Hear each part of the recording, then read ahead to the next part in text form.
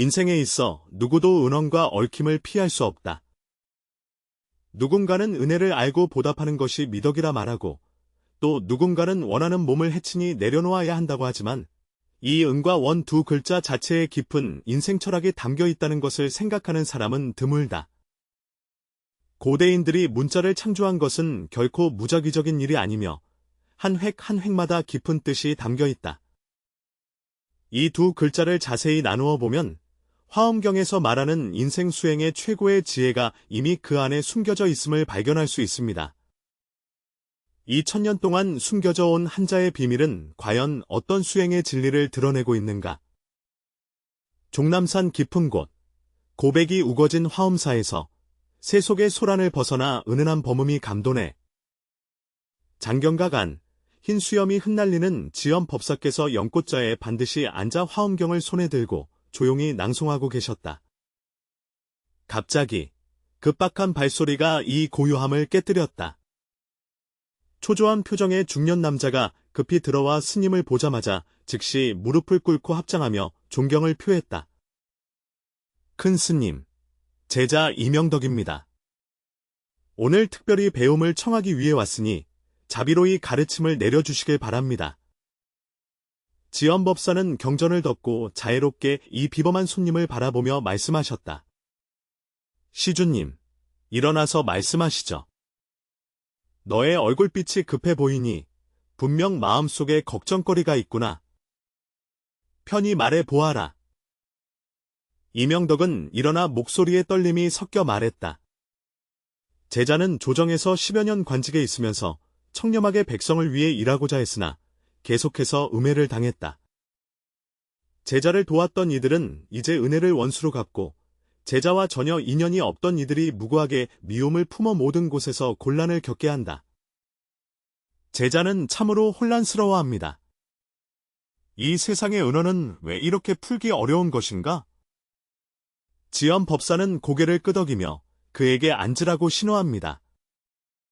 내가 이 화엄사에 와서 법을 구하는 것은 화엄경과 깊은 인연이 있음을 의미한다. 이 경전은 경전 중의 왕으로 칭송받는 고귀한 경전으로 바로 당신과 같은 고민을 해소해주는 최고의 법보입니다. 제자는 화엄경의 이름을 들었으나 그 안에 담긴 도리를 거의 알지 못합니다. 이명덕은 솔직하게 답변했다. 대방광불 화엄경은 총 81권으로 부처님이 성도하신 후 처음 설한 경전이다. 이 경전에서는 화장세계의 장엄함을 묘사하며 모든 생명이 이곳에서 완전한 깨달음을 얻을 수 있다고 기록되어 있다. 그러나 그 깊은 뜻을 진정으로 이해하려면 적절한 접근점이 필요하다.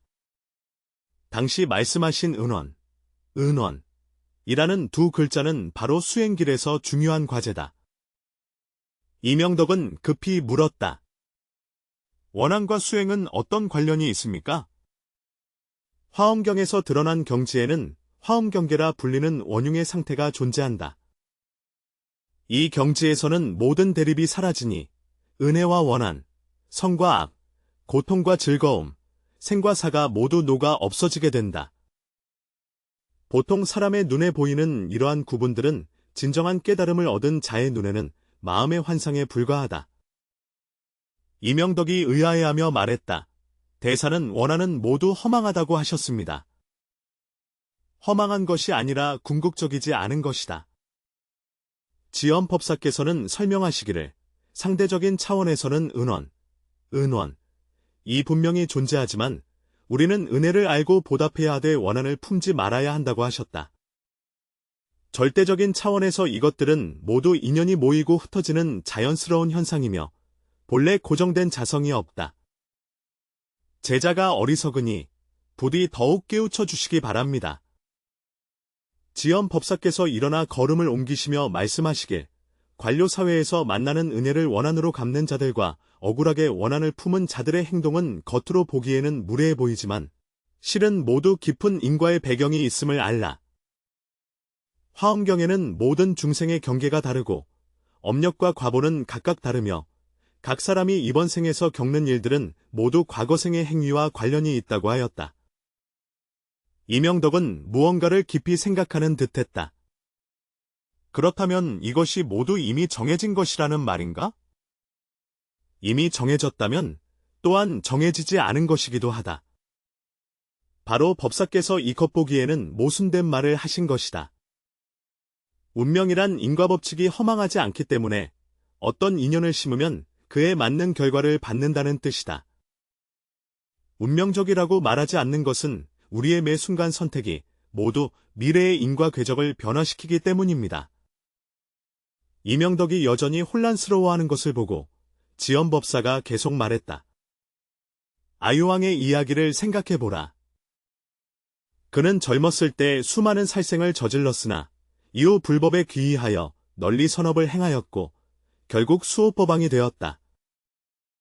그의 전반생의 산업은 운명에 정해진 것인가? 분명히 아니다. 그것들은 모두 그가 당시 선택한 것이다. 바로 이러한 악업의 쌓임이 나중에 과보를 불러일으킨 것이다. 그가 운명을 바꿀 수 있었던 것도 바로 정법에 귀의하기를 선택했기 때문이다. 그렇군요. 그렇다면 은원을 마주할 때 우리는 어떻게 해야 할까요? 두 가지 요점을 명확히 이해해야 합니다. 우선, 현재 겪고 있는 모든 일에는 인과의 배경이 있으므로 과도하게 분노하거나 원망할 필요가 없습니다. 둘째, 우리는 현재의 올바른 선택을 통해 미래의 인과관계를 바꿀 수 있습니다. 지연 법사께서 자리에 돌아가셨습니다. 화엄경에는 중요한 개념이 있는데 그것은 무연대자와 동체대비입니다. 진정한 자비는 어떤 조건도 필요하지 않으니 우리는 모든 중생과 본래 하나이기 때문이다. 왜 하나인가? 이명덕은 이해하지 못했다. 화엄법계관에서 전체 우주는 거대한 그물과 같으며 모든 중생은 그물 위에 하나의 노드와 같다. 하나의 노드가 진동하면 전체 네트워크가 영향을 받는다. 그러므로 남을 해치는 것은 자신을 해치는 것이고 남을 돕는 것은 자신을 돕는 것이다. 이명덕의 눈에는 깨달음이 번뜩였다. 원한을 갚지 못하는 이들은 사실 자기 자신을 해치고 있는 것이다.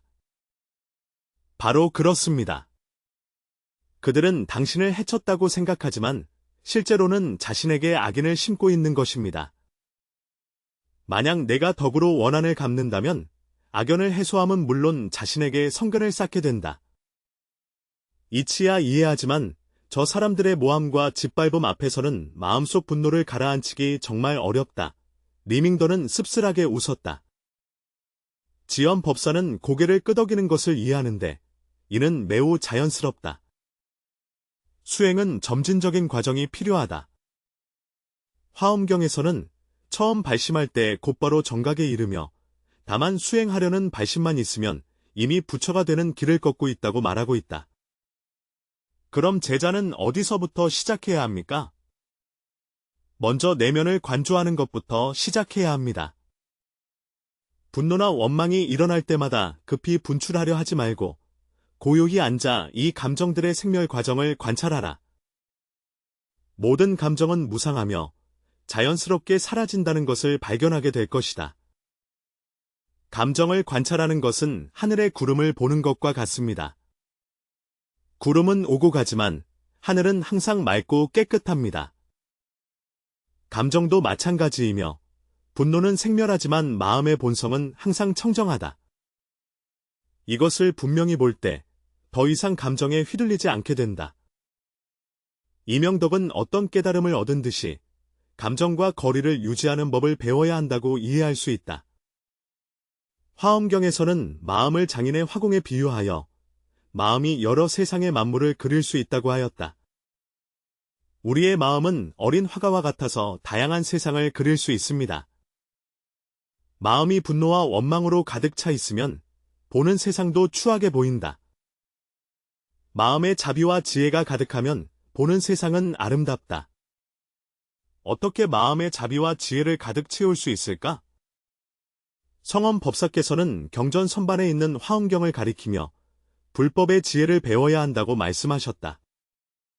이 경전에는 수많은 편리한 방편법문이 있어 모두 중생의 내면 지혜를 열기 위함이다. 제자는 배우고자 하나 어디서부터 시작해야 할지 모릅니다. 독송하는 것부터 시작할 수 있습니다. 화엄경은 방대하지만 한 문장 한 문장마다 깊은 진리가 담겨 있습니다. 비록 일시적으로 완전히 이해하지 못하더라도 지속적으로 독송하는 것은 마음과 성품에 잠재적으로 영향을 줄 수 있다. 이명덕은 공손히 말하였다. 경전을 읽고 외우는 것 외에 다른 수행 방법이 있습니까? 가장 중요한 것은 일상생활 속에서 불법을 실천하는 것입니다. 예를 들어, 다시 은혜를 배신으로 맞닥뜨렸을 때 자비심으로 상대방의 처지를 이해하려고 노력해보세요. 번뇌가 곧 보리입니까? 이명덕이 시험삼아 물었다. 바로 이 이치로 인해 번뇌와 보리는 본래 구별이 없으며 구별은 오직 우리의 인식에만 있다. 차별심으로 보면 번뇌와 보리, 깨달음, 가 대립하지만 무차별주로 보면 모든 것이 본래 완전함을 알게 된다. 이명덕은 오랜 시간 깊이 생각했다. 모든 것이 본래 완전한데 왜 수행을 해야 하는가? 지엄법사는 그를 칭찬하며 말했다. 이런 질문을 할 수 있다는 것은 내가 일정한 깨달음을 가지고 있다는 뜻이다. 절대적인 관점에서 보면 모든 중생은 본래 부처이며 수행할 필요가 없습니다.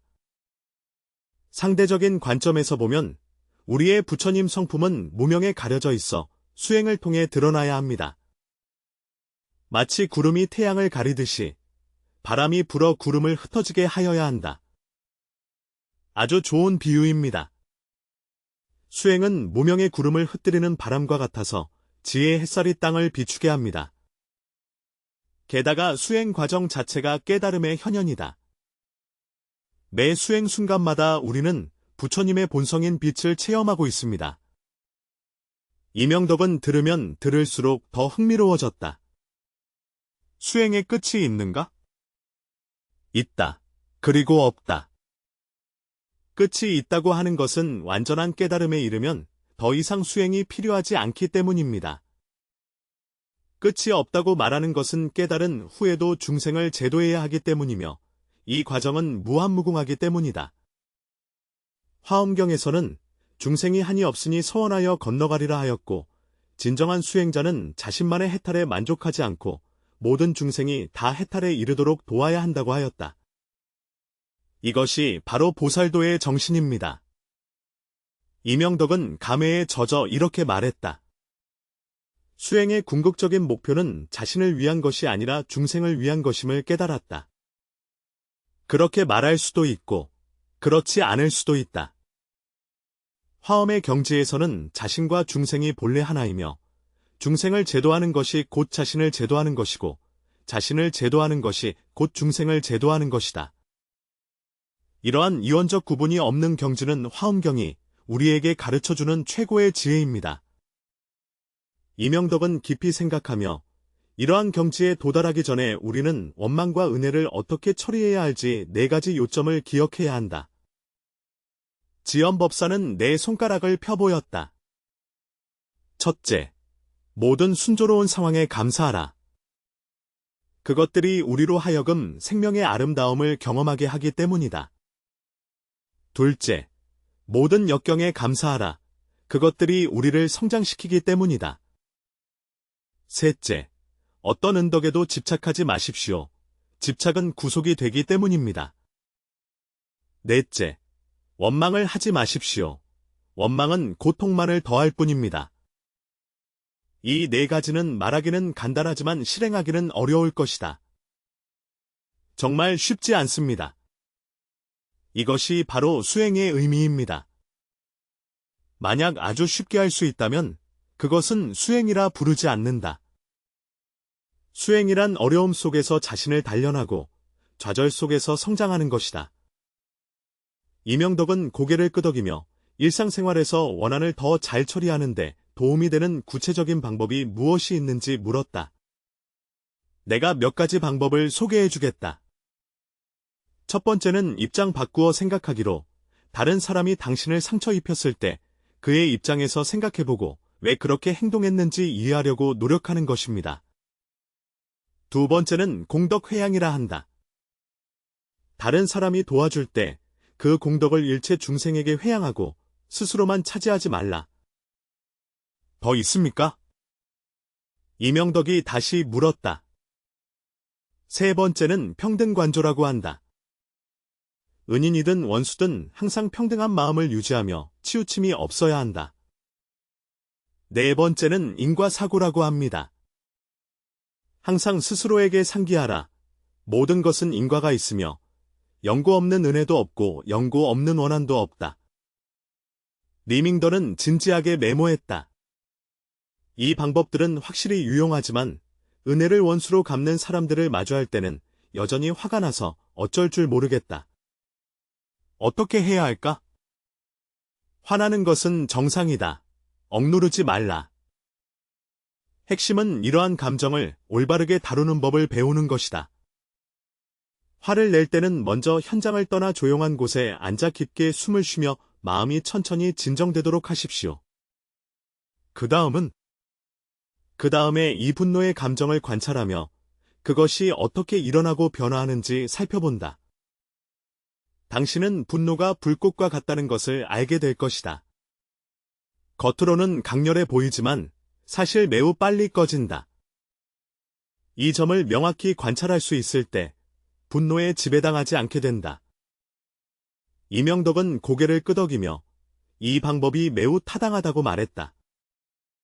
상대방이 계속 나를 해친다면 나는 어떻게 대응해야 할까? 구체적인 상황을 살펴봐야 한다.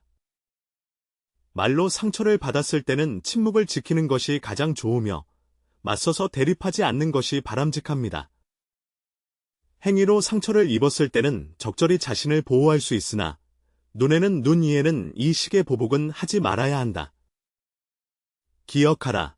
우리의 목표는 상대를 이기는 것이 아니라 자신의 번뇌를 이기는 것이다. 자신의 번뇌를 극복하는 것은 이명덕이 거듭 말했듯 확실히 남을 이기는 것보다 더 어렵고 더 큰 의미가 있다. 외부의 적은 한정되어 있지만 내면의 번뇌는 무한하다. 내면의 번뇌를 극복할 때 외부의 적도 존재하지 않게 된다. 이명덕은 깊은 감명을 받았다. 대사가 옳다.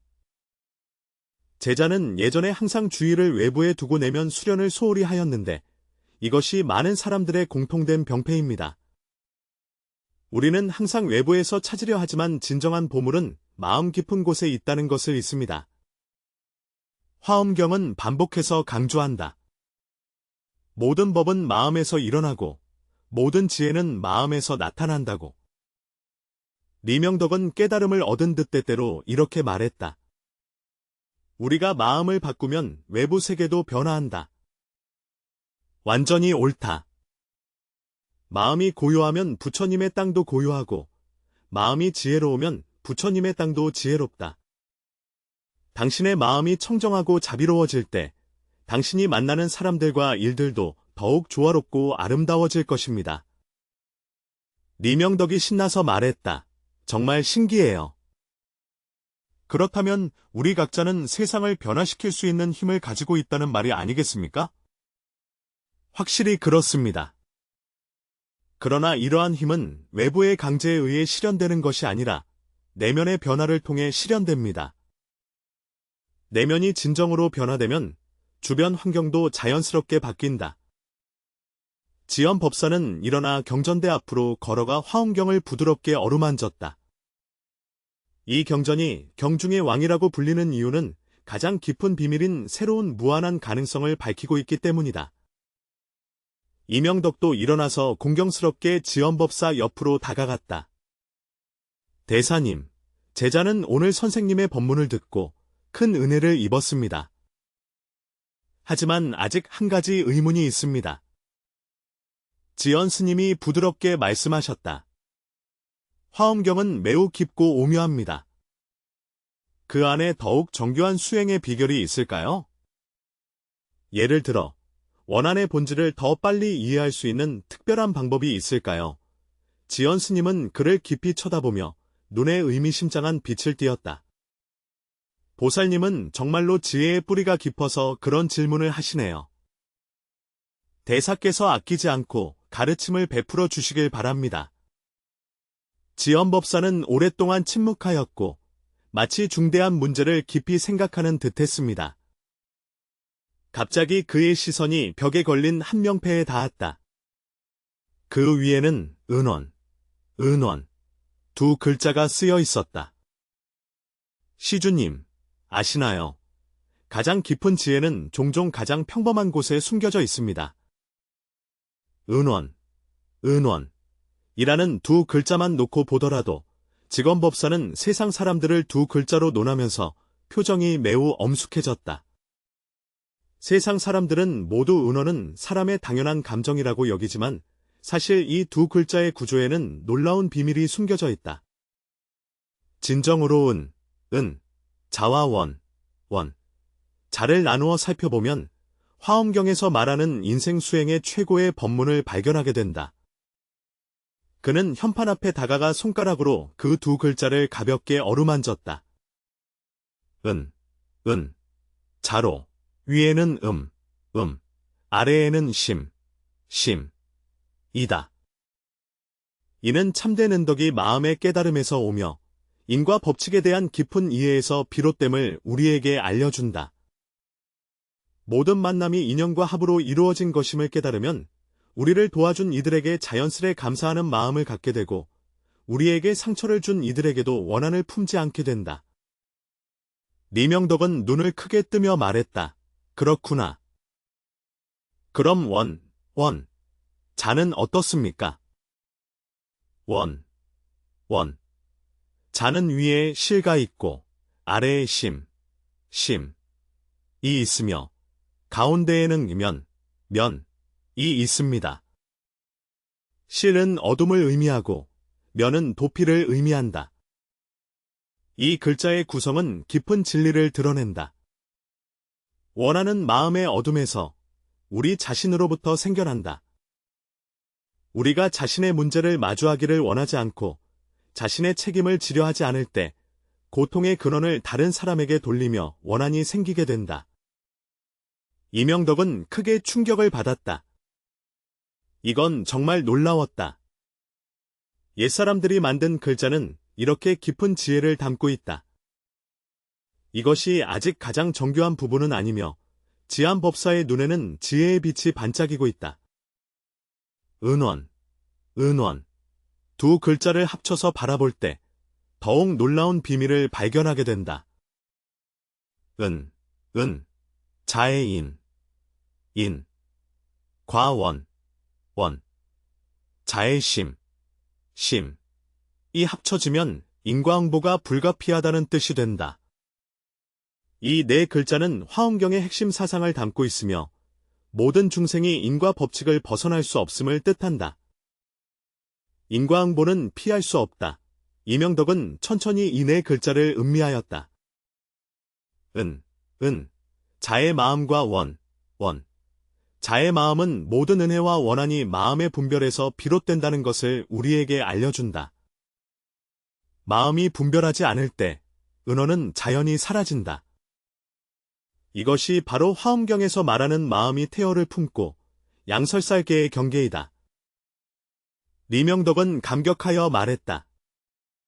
우리 조상들은 이미 수행의 비밀을 한자 속에 기록해 두었다고.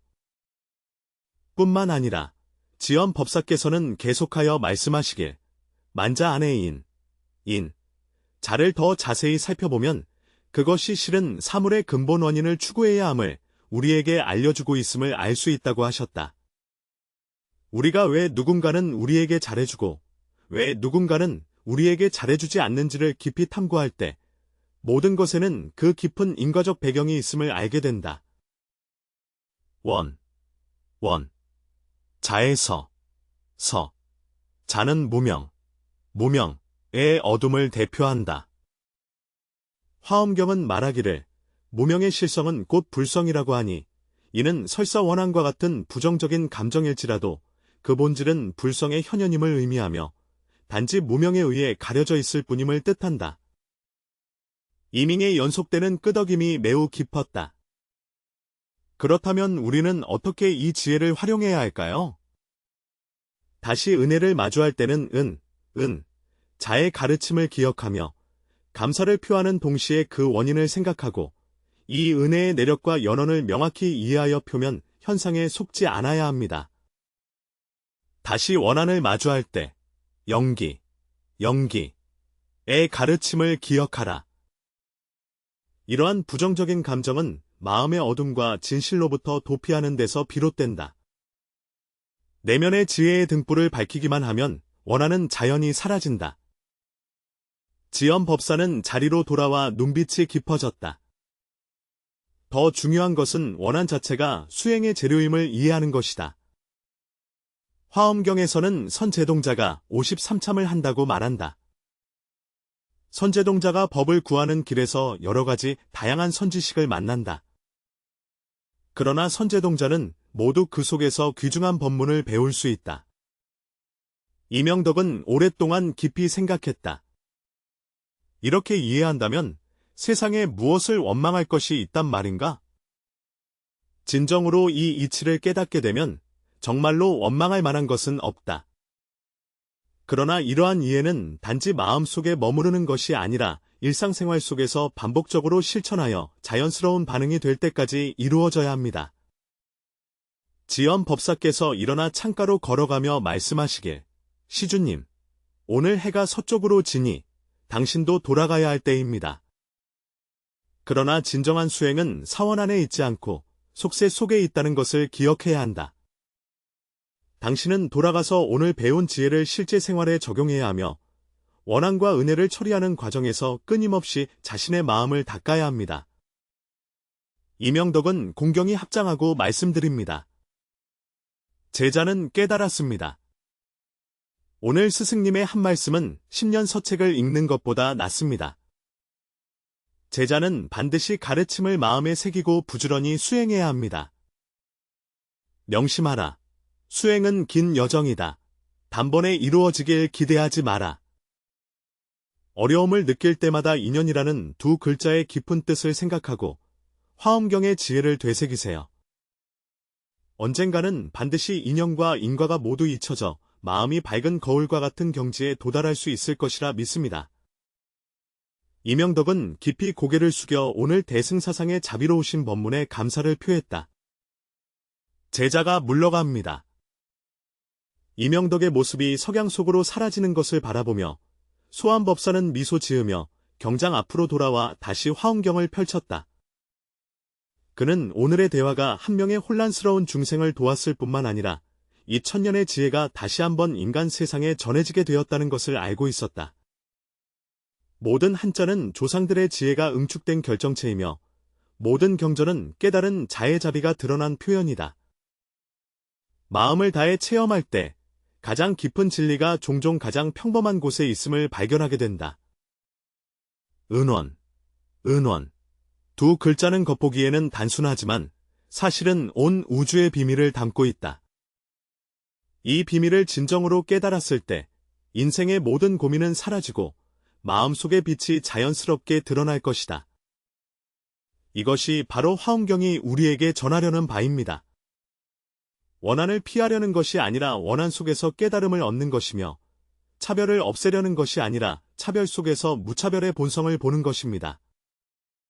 우리가 이러한 경지에 도달할 때 비로소 마음이 우주를 포용하고 사바세계 전역을 아우르는 화엄의 경지를 진정으로 체험할 수 있으며 모든 중생과 한 몸이 되어 지극한 대자대비를 경험할 수 있다.